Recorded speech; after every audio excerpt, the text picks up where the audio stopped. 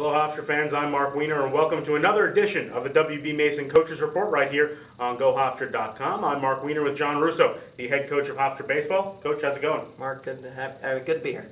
All right, let's go through that Ohio State series, a sweep for your team. Game 1, a 12-1 loss, but Game 2, 4-2, you guys fall. But Chris Weiss, 7 innings pitched, only gives up 3 hits. A really nice performance from him.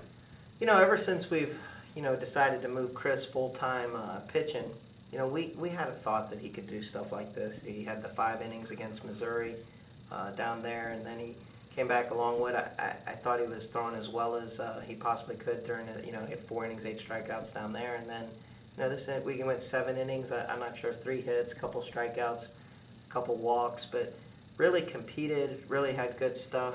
I think the sky's the limit with Chris's pitching potential.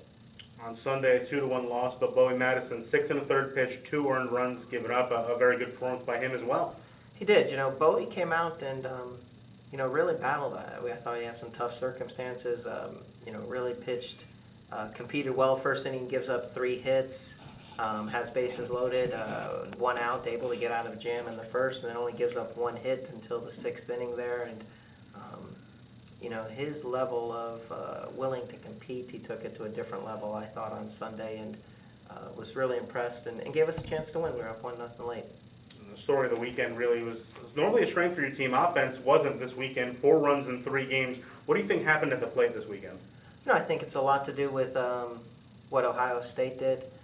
They came in with about a 3.5 ERA. Their Friday night guy is about as good as the guy we saw this year. He really pounded the zone. Only struck out 2, but never really left anything up for us to drive. Their field was probably one of the biggest fields we've played on this year. Just didn't really match up well with us at all. And then Saturday and Sunday, I thought we put some balls better in play, and we dealt with a couple injuries over the weekend. We were missing 3 starters from the everyday lineup, and when stuff like that happens, you're going to get tougher performances. But we had a really good chance to win 2 games. On the other hand, though, you're starting pitching. The last 2 we mentioned, Weiss and Madison already. Eisenberg struggled a little bit on Friday, but overall they've been getting better and better as we have conference play starting on Friday. How important is it that your starting pitchers are giving you these good outings this close to conference play? I think it's everything. I think that was the one big goal of the whole year, was to get the pitching to where it would be ready for conference, and it is. And a guy that was a hidden, has had a great 2 weeks right now for us as Adam Heidenfelder. He had back-to-back outings on Saturday and Sunday.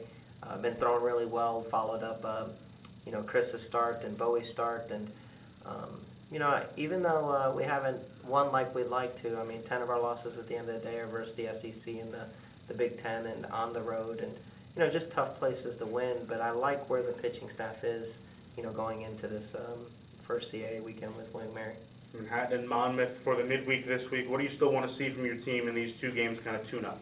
Manhattan will be a really good team tonight at home. That coming off a regional last year and playing really well. And Monmouth on Wednesday at home for us. You're talking about a team that's beat Virginia on the road when they're ranked. They beat East Carolina, 17th in the country, ranked this past weekend. So they'll be a great matchup for us. And then you got William Mary on the weekend. But the one thing I'd like to see during the week, obviously, is see the offense get going a little bit. But I still think we're going to be a little bit short, position player-wise.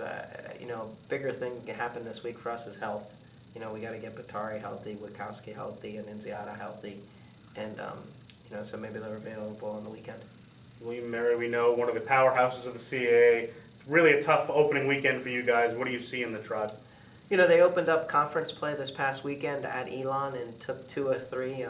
Looking at stats and looking at the weekend, they really offensively put their way through the weekend. I think they went like 14 one game, 10 another, 14 another, so they put up over 40 runs on the weekend, and or almost 40 runs on the weekend.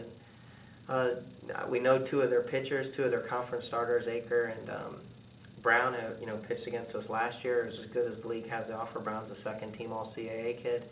They got Gillette as their closer. He's a second-team All-CAA kid. So, they're as well-rounded team as we'll have in the CAA. And so they'll be at home. They'll be coming off winning 2 of 3. It'll be a big series. But it's also our opening series, and, to see some normalcy. We'll also be ready. We've traveled 5 straight weekends now, so being on the road at William & Mary won't be anything new to us. But I think everybody's looking for a fresh start here with the CAA play. The head coach of Hofstra Pride Baseball, John Russo, thanks for the time. Good luck this weekend. Hey, thanks, Mark, for having me. I'm Mark Weiner. This has been the WB Mason Coaches Report on GoHofstra.com.